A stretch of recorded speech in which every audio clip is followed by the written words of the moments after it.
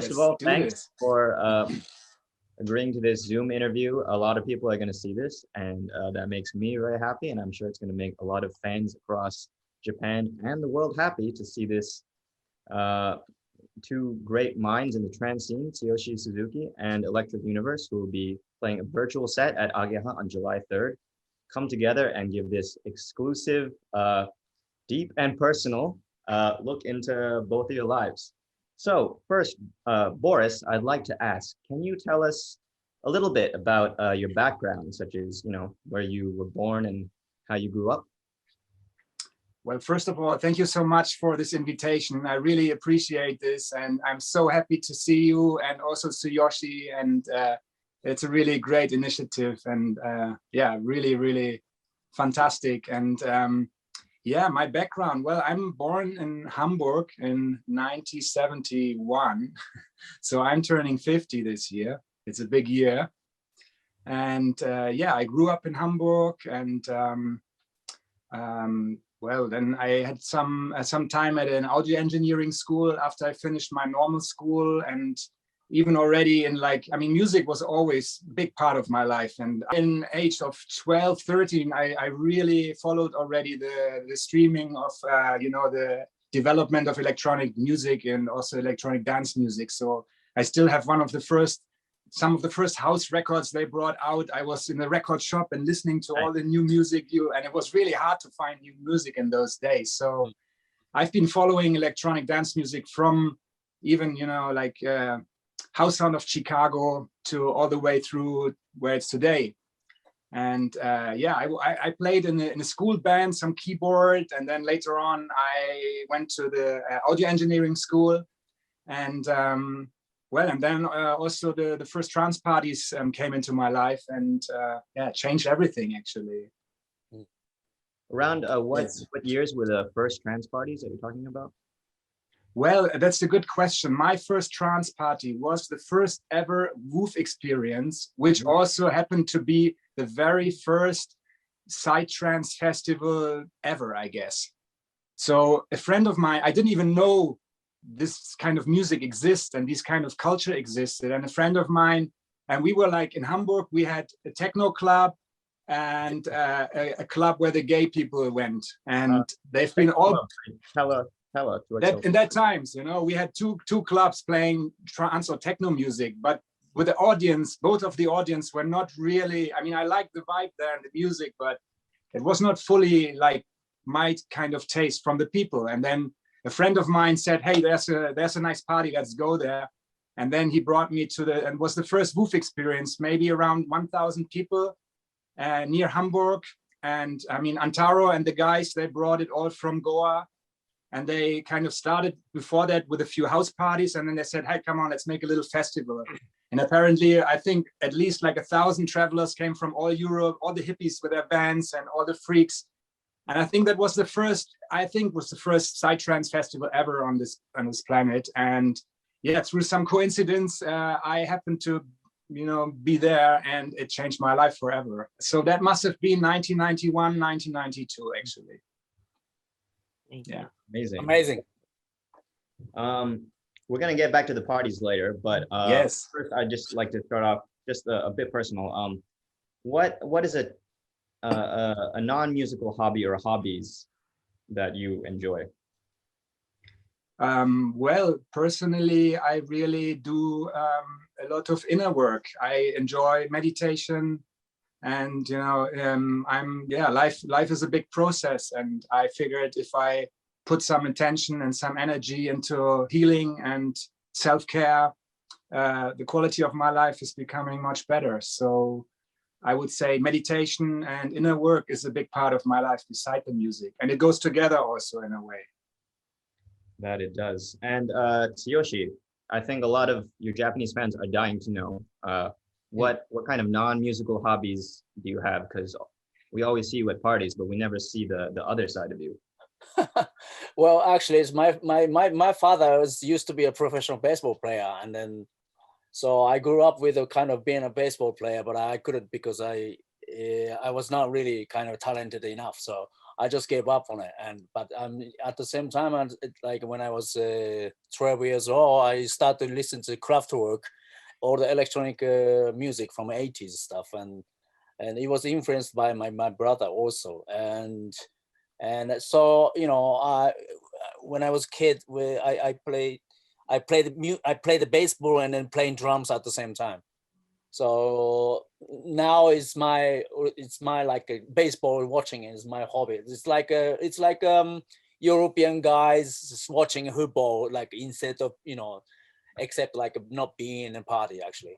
So this is my kind of meditation time sometimes, but I do real meditation sometimes too. I mean, Boris, like football coaches in Europe. So. Well, I guess you kind of half answered my next question then.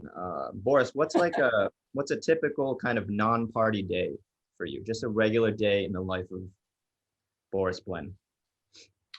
Well, there's not such a thing as a typical day. I think there's different parts of my life that happen in different days. I mean, there's one of the biggest amount of normal days is what I would say studio days. So making music, and which really saved my life also now in the last year of the lockdown, because I was not sitting at home only, but I was able to play here in my most favorite playground. And so, I mean, a normal day, I do a meditation in the morning, and then I go to the studio and make music. And of course, I mean, a big part is my family. I have 2 kids. So there's, well, a lot of family time also. And so this is the other part, of course, spending time with the family.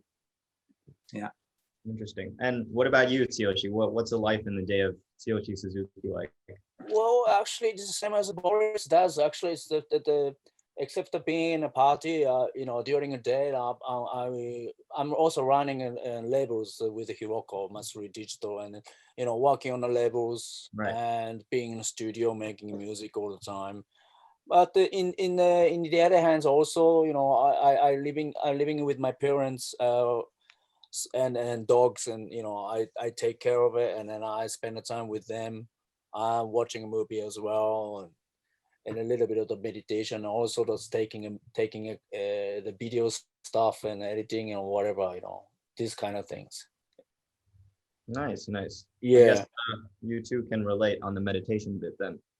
And on the music bit as well. On the music bit, obviously. Yes. I agree.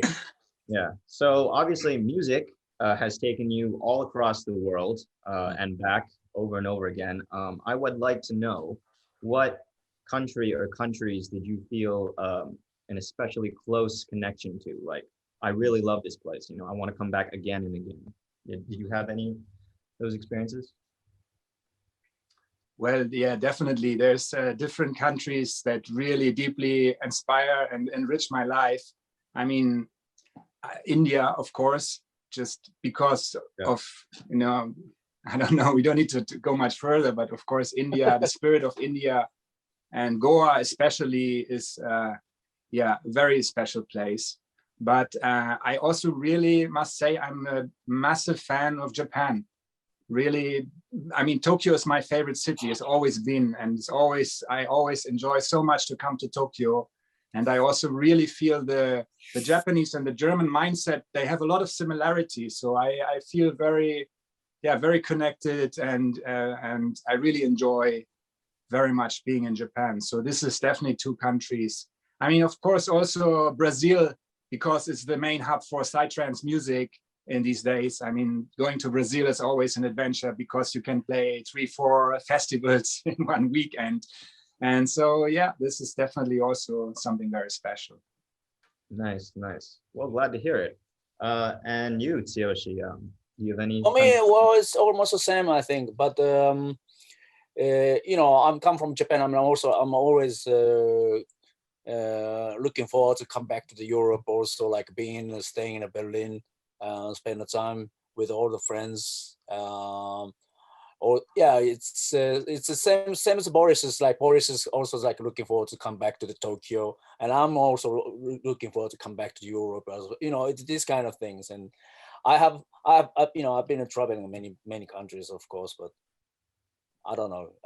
Especially yes, India is very special. For me, it's because I've got a management in Israel, FM booking boys and things like that. I have a very strong connection with the Israeli boys. Many talented young boys and musicians in Israel too. Yeah, but it's just everywhere I'm enjoying it. So let's say, it's every country I'm enjoying it. So Nice. yeah. Okay. We're a bit strapped for time, so I'm gonna skip ahead in the questions just a little bit. Yeah, do it. Favorite food. Favorite food. I just want to ask this. Favorite food. Boris?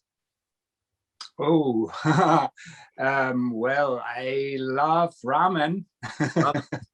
Really, I do. Gotcha. And I love Thai food, also exotic food in general. But also, I'm very vegetarian, so it's vegetarian, good Asian vegetarian food. Nice. And Tsuyoshi, favorite food. Me? Well, if you ask me, I mean, if you ask Japanese people, they all say like Japanese food. I mean, we all think it's Japanese food is the number one in the world. But I quite enjoyed it that the when I come to Germany, like all this Italian food, even just German food as well. I quite like it, and that all the meats is the bread and everything is totally different from Japan. So. Yeah. I think it's all the fresh cheese as well, so I really like it, and the wine and everything. It's very cheap over there. In here, it's very expensive. Yeah, cheese is expensive here. Let's say that. Yeah. Okay, and this is the only natural question to ask next. What's your favorite drink? I love good coffee. Cheers. Tsuyoshi, your favorite drink? My favorite drink is the shochu. Yeah, I mean, I drink wine and shochu. Well, if you say it's alcohol, yes, but yeah, coffee also, everything. Yeah. Okay. Yeah. Now let's get a bit more into the music. I would like to know, Boris, the definitive moment that started your journey with psychedelic music and culture. Well, we said that already. It's definitely been the WOOF experience. It was really a really significant moment that changed my whole life, because like I said, I was already for years following electronic dance music, and of course, as Tsuyoshi said, it started with Kraftwerk and the guys from the 70s, and I love Soft Cell and Depeche Mode. I was a big Depeche Mode fan, so I followed this all the way through. But when I went out to parties in Hamburg, I really didn't have a place where I felt really connected. So I came to this party, the WOOF experience, the first one, and all of a sudden I had the music that I love with exactly the people that I felt just instantly connected. So that was the moment where everything kind of came together. And from that moment, it was also clear that this is the kind of music that I want to produce. So it's that night. Awesome. And you, Tsuyoshi, I'd like to know the definitive moment where you're like, okay, I'm with psychedelic. Yeah, well, as Boris said, I already said a little bit. I mean, like I grew up with the 80s kind of electronic new wave music, as like Yellow Magic Orchestra from Japan, Kraftwerk from Germany. Also, that the lots of kind of a cutting edge music from the UK. I mean, as Boris said, the Depeche Mode. Yeah, I'm still a big fan of them. And all the electronic music already. And actually, it's when I started getting into this kind of music, I met the guy called Nick Taylor, who we all used to be together with under the name of the Prana. I met him in Japan, and he introduced me to DJ Kudo. He used to play every weekend in Shibuya, and this is my kind of started that time was 89 or 1990 or something, and he played it acid house and electronic kind of body music and little bit of that German techno stuff as well. And then after that, I went to the Goa, and then I listened to the same music what the Kudo was playing, and this was kind of my definitive moment actually. That time was 80, 1989, 90, something like that. Yeah. Nice. So we and Boris is all time kind of same background. That's a little bit, you know, similar ages we have. So. Yeah. When exactly did you two meet each other? Can you tell us about that? Like, and tell us what you thought about each other when you first met, your first impression. I think everyone wants to know. Well, as I remember, I think I met Boris through Antara or Scotty in a booth experience that time, or even Sangeet, or in kind of a Hamburg Sannyasin group or something like that. I can't really remember. I'm definitely when I was in already London after 92. Maybe do you remember, Boris? What? I'm actually exactly like you are. Yeah. But I know the first manifestation of our connection is 25 years old now. Ah, nice one. This is Matsuri release of my project. This is Sangeet and me, Endora. 1996, man. Yeah. Classic track. Wow. It was amazing. I mean, and what I also remember is that all the girls in Germany were always like, oh, Tsuyoshi is playing, Tsuyoshi is coming, Tsuyoshi. When you were really like the girls, they loved you so much, and the boys also. So, but the first time we met, I really don't know. I mean, I'm like you, somewhere there. And yeah. I'm sure. Yeah, we don't remember, AJ. This now, but we connected this track. Actually, it's called Endora. It's released on 96. Yes. Do you have any like memorable, or I guess any crazy like interesting episodes together? Or you're mostly well behaved good boys when you're with each other. That's we're good boys. Okay. So Boris, your decade is pretty much your career, I'm sorry, is pretty much 3 decades long at this point. Yeah. I'm sure a lot has happened over the years. Well, what's the highest high of your career, kind of the highlight so far? If you could boil it down to maybe 2 or even 1. Well, if I have to pick one really highlight, that was my last gig at Boom Festival, I have to admit, even though it's so obvious, but I had a really amazing slot and nearly everybody was there when I played. And it was one of the moments, for eternity. So yeah, if I have to pick one, it would be Boom. But it's really hard because there's so many other magic moments and they keep coming. And this is the beautiful thing now. So I still feel like there's so much to explore and discover. Yep. So, but yeah, Boom Festival is definitely always something very, very special. Yes. Nice. And you, Tsuyoshi, the highlight of your career so far. Well, actually, it's same as a Boris. I mean, like it's amazing things that all the first festivals is keeping coming in. So we definitely get the good experience, but so far, I don't know. Well, it's we've been so many festivals, so many parties, so it's really hard to describe what's the highest one. What I remember was Burning Man in 96 or 97. It was good. Also, as Boris said, the Boom Festival somewhere I played 2006 and 2016 or something. When you go there, it's like everybody there, and then you 100% no doubt having a good time, and you feel very connected together. So it's hard to say that actually. Yeah, I guess it would be. Boris, moving back to when you mentioned Japan, I think the last time you came here was for the Sunshine Festival, right? Yes. That was, I think, 2 years ago. Yeah.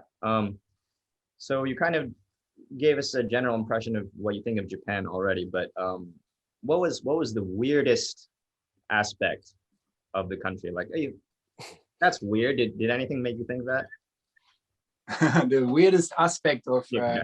you mean the culture in general, or No, just on your, yeah, or it could be, just during your trip here, you're like, wow, we definitely don't have that in Germany. yeah, well, I mean, one thing which is kind of significant is the how Japanese culture is dealing with feelings and emotions.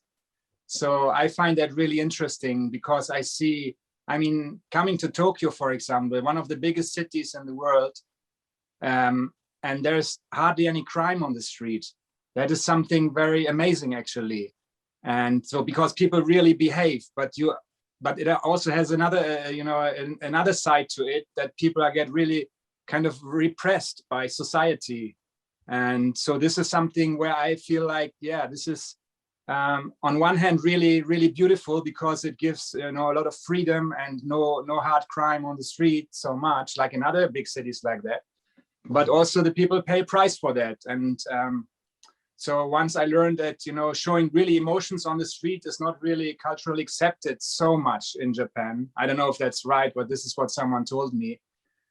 So this is something which I feel a bit weird, but also I understand where it's coming from. And this is what comes in for me in mind first then. Yeah. And Tsuyoshi, I mean, Yeah. you've been to Germany. Obviously, is there anything particularly interesting or unique about Germany that caught you? Trying to remember that's what I feel. I mean, yeah. Well, actually, when I was in like a subway or train in Berlin, there's no air conditioning in the summertime, so it gets so boiling and like I just don't know how people can handle that. And then also what is a good thing is I thought it's everywhere, the shop and restaurant and even the train and everywhere, people can take that the dogs and cat and like any animals is no problem. But in Japan is Boris, in Japan is, when they see it, like, no cat, no dog, and you know what I mean? Yeah. It's this kind of, I don't know, freedom or something. Then no, I mean, like, so it's not the weirdest things, but I saw like amazing things in Germany sometimes, like, but Boris, originally we were planning to have you come and do your laser harp concert before Corona really went full swing. And we definitely will do that in the future. But can you please tell us about how this laser harp concept came into being and why it's so special? Yes, well, I was booked some years ago by a German company who is doing some sort of events and art projects on stage. And they booked me for a big show. They did the opening ceremony for the International Arts Festival in Bergen, that's in Norway. And they booked me there to do the electronic music part. And part of this project and of this show was a 3-minute laser harp performance. So this is the first time I got connected with this technology. Actually, the guys from this company invented this. They are really very much with the cutting edge of technology and stage performances. And well, I got, one of the guys became my friend, and I actually brought him to Boom Festival. And there we kind of said like, wow, how would that be kind of amazing to bring this laser harp on a trance stage? It was just some funny idea we had there. And then we said like, okay, let's give it a try. And we had here a booking in on a festival near Berlin in Antares project. And then we did a little bit, played a bit with that thing, and I did a track for this, kind of specifically produced for that. And then we put like a 2-minute video on my Facebook. And within 1 week, that video went viral, and I think it went up to 10 million clicks, just organic. So the response was overwhelming. My Facebook exploded for a week, and we were like, okay, so this is something that gives a lot of response. And then we started to go on a journey with this thing. And now, you know, after some years now, I'm at a point where I'm very, very happy with this performance and super excited to finally now bring the show where it is now to the stage. And I also personally spent most of the Corona time really working on this ageHa show. So actually I produced a whole hour of new music, which is specifically done for this performance. And well, what is so special on this? It is very visual and it's really live. So I think, I mean, there has been acts before that did crazy live shows on stage and keyboardists that played really live, but the people don't really see it. I mean, it's really like on a trance stage, if, you know, if a DJ is doing something here or playing a bit of keyboard or something, it's many people don't even see it when they're further away from the stage. Now this ageHa thing, it's so visual and it's really live. So it's kind of, for me personally, also a big challenge because it's becoming a real concert now. I mean, I'm trying to find a good doses with this, so I'm not like all the time playing, but really use it as a very special, for very special moments in my set. And yeah, the last 6 months we've been designing this show with my partner, also Roland, who's playing guitar in that show.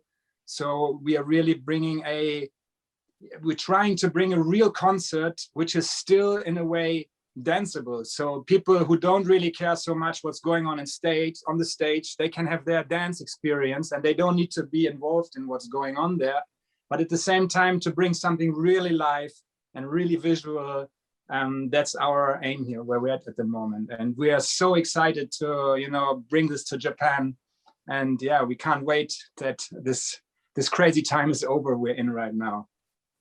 Yeah, I mean, I've only seen it on YouTube so far, but it looks and sounds amazing, and I can't wait to see it in person. And I'm sure all the Japanese fans can wait, and it will happen. So just wait for the announcement. Yes, absolutely. Moving back to you know, the topic of Corona and parties and stuff.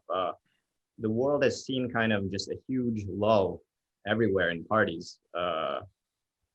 Everything's shut down, and I think as a result, now people really have been forcibly reminded of the sheer importance that parties hold. So my question to you now is, how are parties important to you on a personal level, and also how do you think parties are important to humanity as a whole? Tsuyoshi? Yes. The question's to me. Well, to both of us, I guess. Both of you, but whoever wants to answer first. So how are parties important to you personally, and how do you think parties are important to the human race as a whole? どうぞ、ボリスさん。Okay. Well, I think especially psychedelic trance parties have a very significant impact on a personal level and on a collective level as well. I think really we as a human race are in a very crazy time right now with our evolution. Technology is exploding, everything goes faster and faster, but still we have a mindset of competition and we're fighting each other. And that's really destroying everything we have. I mean, this planet is the most incredible paradise I can imagine. It's just so beautiful, this place. And so I think really we need a shift of consciousness as the human race. And I think this shift of consciousness has to go into cooperation. And Psytrance Festival, I mean, electronic music festivals in general, but particularly Psytrance festivals are, in my understanding, really celebrating a new kind of consciousness. Like people are coming together in peace, in appreciation of the diversity. The women can feel safe. There are no fights at all. And I think this is really, really important. So I think on a collective level, this is really what is needed everywhere. This kind of spirit that we come together, appreciate each other and, you know, look to build a brighter future for everyone. So, and I think also on a personal level, I think psychedelic experience have a deep healing potential. And so psytrance parties can really, if handled well, really elevate a person and really, you know, make possible openings and can be an inspiration to a better life. That's what, yeah, this is what I think actually. Wow, you pretty much said everything I was hoping to hear. Tsuyoshi, anything to add? Well, I think it's that the Boris and, you know, Dr. Boris is saying everything is, you know, what I wanted to say, but it's in the human race wise, I think is now is the many, it's so much kind of the like digital kind of technologies like internet and like virtual life and things like that. But you know, when you see like a face to face, like when you come to the party and talking to the people, connected to people and smiling to people, and it makes you feel totally different. So like I think it's the party is I think it's people need to dance, and like people's been dancing like in the ancient ages, like 10 years ago, 20,000 years ago already, and making a festival, Matsuri, that's what they call. And I think it's the eternity is people need to dance. So I think it's for like for us to make like greeting each other like you know, directly each other.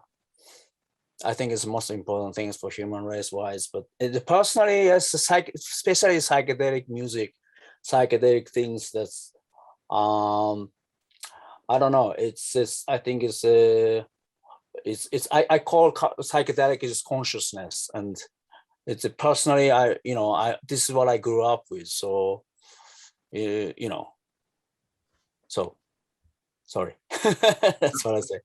Bravo. Okay. By the way, you recently released a compilation called Japan Calling. Could you tell us a little bit about this compilation? Japan Calling? Yes.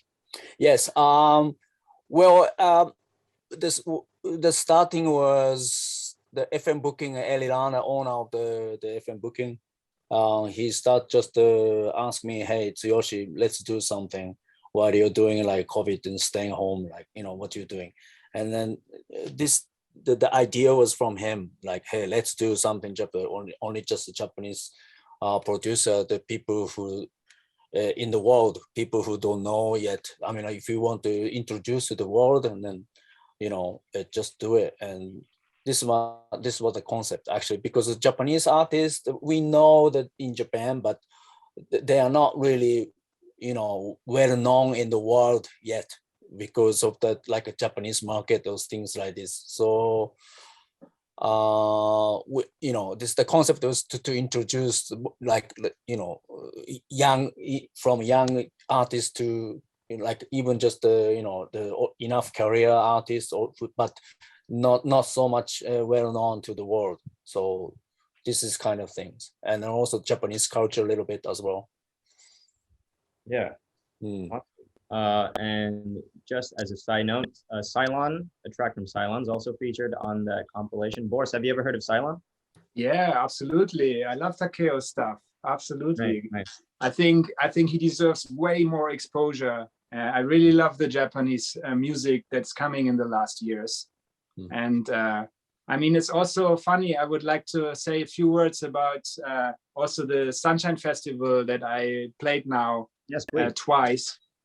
So, I mean, for me, it was really amazing to see the transition of the Japanese scene. I mean, it was very, very big some years ago, and then it all of a sudden nearly like stopped. Yes. And now the last few years, there seems to be the core of the core coming together again. And honestly, the last two gigs of Sunshine Festival were the way best I ever had in Japan. I mean, these two gigs, I will never forget them. I still get goosebumps when I think about these gigs. I mean, the crowd there, I must really say, and there's no bullshit, the Japanese crowd in these days is so much my favorite crowd of all times. I mean, I got this beautiful gift here from, I don't know who made this, you know. I mean, this is someone gave me on the stage in Sunshine Festival, and they were on the dance floor with this. I mean, like, this is one of the most beautiful things I ever got as a gift on a party. I mean, this is having a really, I mean, whoever did that, thank you so much. It has a very special place here in my studio. So yeah, I love what's going on in Japan. And on the music side, I had a big moment in Universo Parallelo like 5 years ago, I think, something like that. And Hata was playing a DJ set. And man, I mean, I never heard him before playing. And this was one of the best DJ sets I've ever heard. And I connected to him after that because I wanted to know what it was. And he said like, well, this was mainly Japanese artists. And I was like, wow, okay. So the music from Japan in these days is super, super amazing. I mean, Cylon is super, super killer act. Also Spectrasonics is really good. I mean, he did an amazing remix with Faders recently for my track Millennia, which was a big success. And so there's so much good stuff happening in Japan. And I really, really hope the crowd now is, you know, growing a bit more and gets more stable and bring new kids, but good kids, you know, good people to keep the spirit. The spirit is so pure at the moment in Japan. So that's what I can say about that. Wow, I think the Sunshine Festival people will be overjoyed. Now, Boris, recently you released a remix of Tebra Rod. Can you tell us a little bit about how this track came to be? Yeah, that's actually a funny story. The story started in Goa 1.5 years ago, and I was with my wife, and I went to the amazing Hilltop New Year's Eve festival, which is one of my favorite festivals on the planet, definitely.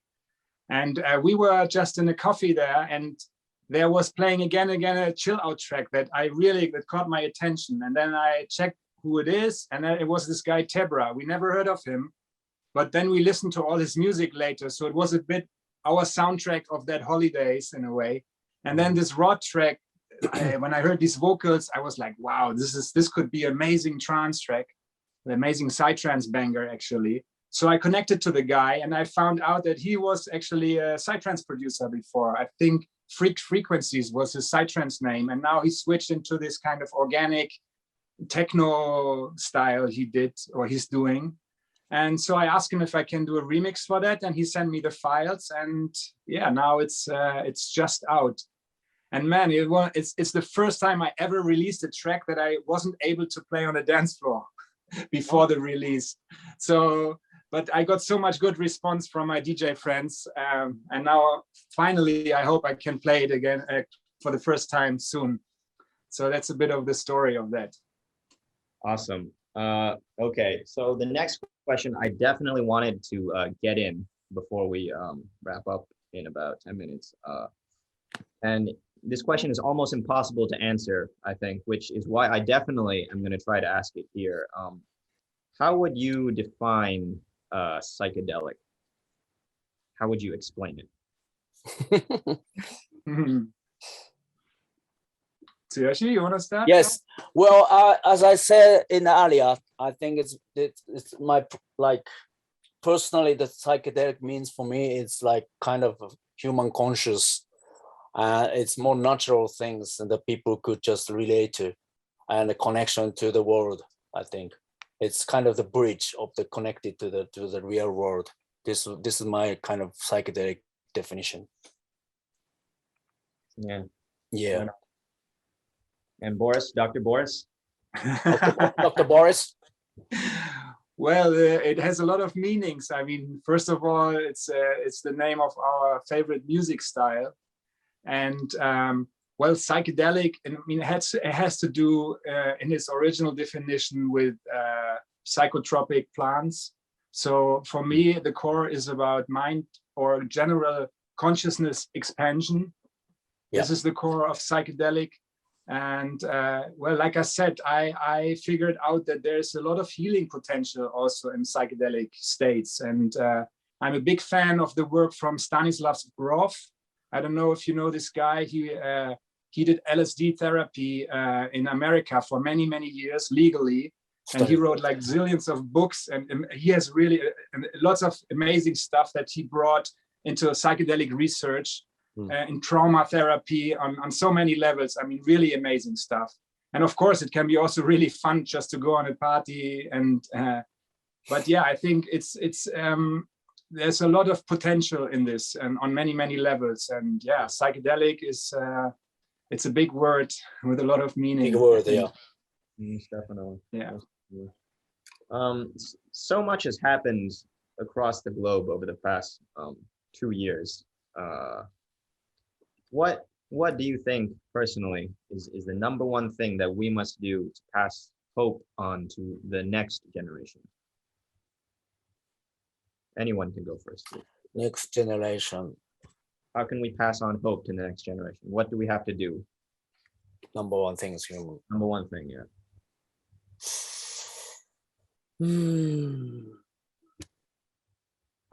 What do you think, Dr. Boris? Dr. Boris. Well, I think one really, like I said before, moving from competition to cooperation.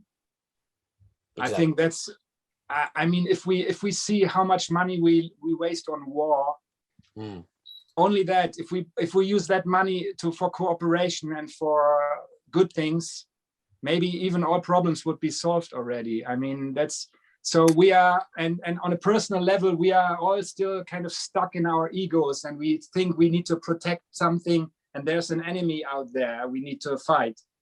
And this needs to develop to the next level, and yeah, to cooperation and friendship. This is my hope. And yeah, it's this is the one thing we really at here. And I have kids myself, and I'm taking, I mean, they're big already. They are beyond 20 years old, but still in the Corona now, they need, you know, a lot of care, and we need to see how to bring them through these hard times, you know, without too much harm. And yeah, we all need to be, that's, I think, all we can do to learn, become friends on a personal level, on a, you know, on a country level, and on a global level in the end of the day. Bravo. I totally agree. All right. Well, let's end this section on a lighter note. Do you have any favorite quotes from anyone? It could be real or fictional. Is there anything that a quote? It should be like a 2-3 words. It's more than that. It could be anything. I could say one word, just like it says respect each other. Nice. Let's put it that way. Yeah. So yeah. No war, no fight. Yeah. Operation, as that Dr. Boris said. Well, the first thing comes in mind is words from Gandhi. I think he said, "Be the change you want to see in the world." Yeah. Beautiful. Okay, I'd like to wrap this up in a little bit, but before we go, Boris, what can we look forward to in this special virtual set that you'll be putting together for us? First of all, I'm so happy about this invitation for the set. And actually the set also brought a lot of inspiration for me. I mean, for me, it's the first time I'm invited for this kind of virtual DJ set. And I was reflecting a little bit on this, like, wow, I mean, I have the possibility now to create something for a club which is thousands of kilometers away. And I'm also personally really, like, my ecological footprint with all the flying sometimes is really bugs me, because we are really in a crisis on this planet, and everybody needs to think what they do and how they act. And as a DJ now, when I flew to a different country far away and using, you know, all the fuel in the plane, and there were only a few people, I really felt bad. So I was really thinking, how could it be in the future? Like, for example, a party with 100 people. I mean, there would be amazing possibilities if we are really managing to, you know, do more of this virtual things in a way. So I'm very, very, very excited, because this is the first thing, and I'm very sure this will be part of the future. I see already maybe possibilities that there are recording booths in certain cities where the DJs can go and then stream everywhere in the world, and people can connect in there. I'm pretty sure that this is something that will come on some point.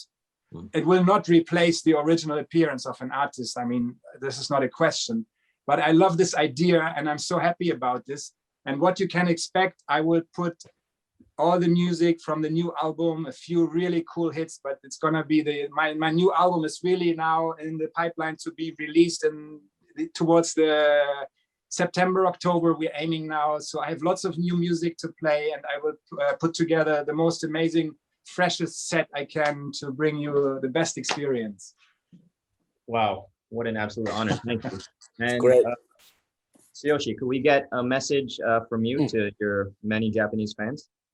Well, actually, it's instead of just giving it a message to the audience, I'm just kind of totally looking forward to Dr. Boris's bachelor set. Actually, you know what I mean? It's just I'm really looking forward to it, and then also looking forward to listening to the Dr. Boris's new album, new stuff, and everything. You know what I mean? So. All right. Well, we're almost out of time, so I guess we're just going to wrap this up right here. Thanks everyone for tuning in, and thank you, Boris, Tsuyoshi, for agreeing to do this interview. Thank you too. Yeah, it's going to be great. And catch the next huge party, ageHa Summer Opening Party 2021, this July 3rd, featuring a virtual set from Electric Universe, filled with lots of new music from his new album currently, and Tsuyoshi Suzuki, Cylon, and a lot of other Japanese stars. Can't wait to see you there. Once again, thanks, guys, and thanks everyone at home. See you soon. Thank you so much for initializing that, and big love to all my friends in Japan. Thank you so much, Boris-san. I hope to catch up Tsuyoshi. soon in the summertime in Europe, Berlin. Yes, yes, absolutely, man. Thank you. Thank you. All right, guys. Thanks so Arigato. much.